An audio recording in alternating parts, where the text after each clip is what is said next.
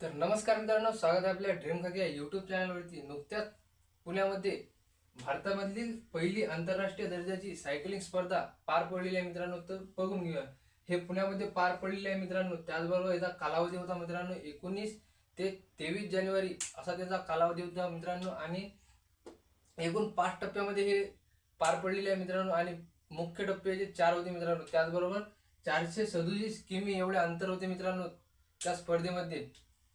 त्याचबरोबर 35 देश यामध्ये सहभागी झाले होते मित्रांनो। आणि 171 जागतिक दर्जाचे सायकलपटू या स्पर्धेत सहभागी झाले होते। त्याचबरोबर बेस्ट अँबॅसिडर ठरला होता मित्रांनो याच्यासाठी तर महेंद्रसिंग धोनी। आणि विजेता संघ होता लिनिंग स्टार असा प्रथम विजेता संघ होता मित्रांनो। तर धन्यवाद।